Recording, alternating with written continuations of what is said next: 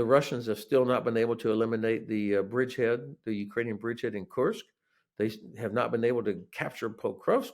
Um, yes, of course, they're making very tiny incremental gains around the edges, but nothing that's a threat to Kyiv itself, for example, or somehow that the Ukrainians are going to be defeated. I think this is going to be a hard fight continuing on for months. And coming away from Munich for a moment and back to the front in Ukraine, Kiev is reporting that its defense of Pokrovsk in Donetsk has worn down the renewed Russian offensive there. What does it say about Russia's capability militarily at this point in the war if they can't seize that city? Yeah, I think it says a lot. At Munich last year, the city of Avdiivka was finally captured by the Russians, and people were walking around, "Oh my God, Avdiivka has fallen." But then you say, "Well, where is Avdiivka?" And you look on the map, and it's almost in Russia. I mean, it's about as far east in Ukraine as you can get. 1 year later, they're still fighting to get into Pokrovsk, which is about 60 kilometers from Avdiivka. So after a year and the hundreds of thousands of casualties, they still haven't been able to take Pokrovsk. That doesn't mean it's not hell on earth for Ukrainian defenders that are there, but if you can step back to an operational level, at the rate they're going, it'll take Russia about 250 years to get to Kyiv. So, you know, there's no doubt that President Putin does not care about casualties himself. So that's not going to be what decides things. But I do wonder how much longer they can keep pulling in people. They have not fully mobilized. They haven't drafted every man from St. Petersburg and Moscow, for example. Um, and there are reports about a new force being raised that's going to be out in Belarus or something on an exercise or something. I don't know. I have to say I'm a little bit skeptical about that. But if the Russians are so dependent on North Korea for ammunition and on Iran for drones, that would tell me that they are in a pretty difficult position. So these talks might have come at a useful time for Zelensky in Kiev, if there is less evidence that Putin can simply grind his way to victory. I mean, should even further offensives by Ukraine be off the table? Oh, I think Ukraine, they're not going to do what the U.S. They should not do what the U.S. or Russia tells them to do. They will continue to be dependent, of course, on ammunition and other stores coming from allies and partners. Um, but I think they're fighting for their life. So they're not going to pause and hope that the Russians also pause until there is some kind of a ceasefire with an enforcement force in place. The Russians have still not been able to eliminate the bridgehead, the Ukrainian bridgehead in Kursk. They have not been able to capture Pokrovsk. Um, yes, of course, they're making very tiny incremental gains around the edges, but nothing that's a threat to Kyiv itself, for example, or somehow that the Ukrainians are going to be defeated. I think this is going to be a hard fight continuing on for months.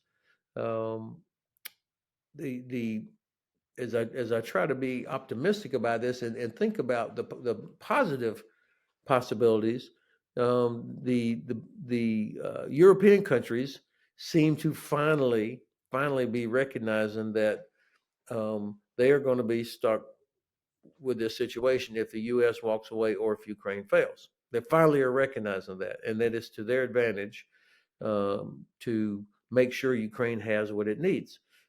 I feel like this is going to get slightly better, slightly. In the meanwhile, the president of the United States does have some tools he can use. He is not going to want to be the loser here. He is not going to want to be ignored by the Russians or for the Kremlin to show any sort of disrespect by disregarding what he's trying to do. And so he has some serious economic tools, increase sanctions. He could lower global oil prices through a variety of means, which would help the United States and would significantly diminish Russia's economic capability, um, and of course the continuation of support to Ukraine, as we've already talked about.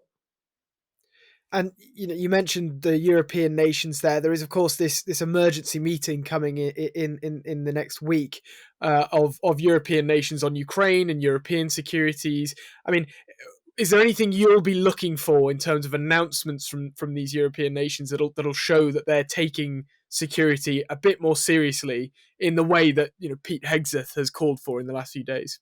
Well, what should happen is that the French president or some other serious European leader should say, we are leading the planning. We are going to start doing the work necessary to create a force that would be capable of enforcing a ceasefire. Um, and we're going to start training. We're doing these. I mean, that would signal a serious effort. Um, right now, about 70% of the ammunition that is produced in Europe goes to customers in Africa and the Middle East. If they were serious, they would start modifying these contracts, figuring out how to redirect that ammunition to Ukraine. I mean, there are hard, concrete steps that nations could take. This is what I would be looking for. And you mentioned there that this peacekeeping force. I mean, Hegseth also stated that as you say, any security guarantees got to be backed by what he calls capable European or non-European troops as well. Do you think Europe has the manpower at hand now to form a peacekeeping force? And is there still time to assemble a deterrence if there is a ceasefire before Putin could rebuild his own military? So, of course, the size of this force we won't know until they figure out what the mission is. People are talking about 50,000. Where the hell you come up with 50,000 from, or 200,000? I mean, you can't know the number until you know what they're supposed to accomplish, and it could be a big number. The point is, whatever that final number is, the most important considerations are: what is their mission? Number two, you have to have a unified chain of command. This can't be like a pickup game. Number three, they have to have rules of engagement that allow them to use force, because this force is going to have to deter the Russians from violations, because that they will, within the first hour of whenever this ceasefire might go into effect, there will be Russian drones flying overhead. They will immediately test it. And so this force has to have the capability to punch back very hard. And there will be some people that will be very get weak need about it. And so this is hard. So they have to be committed to do it.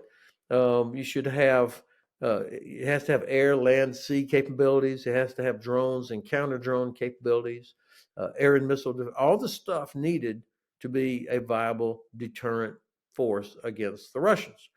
Now, that also means um, they will be. The Russians and the Ukrainians are probably the two best in the world right now on the use of electronic warfare and drones, because they've been doing it full on for the last 3 years. And in fact, really, it started 11 years ago, but on mass scale in the last 3 years. None of us has that level of experience. So this force needs to train and practice and be interoperable, meaning able to speak on secure communications in a heavily contested electronic warfare environment, because that's what's going to be getting tested. You can't just show up like that and expect to be ready to go. So there's a lot of training and preparation, months. I think that they need to be doing, just like NATO did when the I-4, the implementation force, went into Bosnia back in the end of 1995. That was months of work to get them ready for that. So, to finish, General Hodges, under the conditions laid out as we've seen them so far by For Trump's Ukraine, team, what security yeah. guarantees do you think Ukraine's allies should be Well, focusing on now? for Ukraine, I think their security guarantee is going to come from making best use of the time that they have and of the resources that they have, continuing to stop the Russians, continuing to develop their ability to strike Russian oil and gas infrastructure, and the Ukrainian defense industry gets better and better. It's growing even while they're fighting. They're making some necessary changes, I think, to their command and control structure, and in working on their recruiting processes. So while they're fighting for their survival, they are making some necessary adjustments that they have to make. I think so. I think that uh, continued delivery of capabilities by partners to Ukraine, plus what they can do for themselves, making themselves to be a porcupine, indigestible, so that the Russians don't want to attack again. I think until we have something more substantial, um, forces, whatever, um, I think that's going to be the best it can do. You've been watching Frontline for Times Radio with me, Louis Sykes. If you'd like to be the first to get exclusive content, you can sign up for membership with the link below. You can also listen to Times Radio for the latest news and analysis, or read it on thetimes.com. Thanks for watching. Goodbye.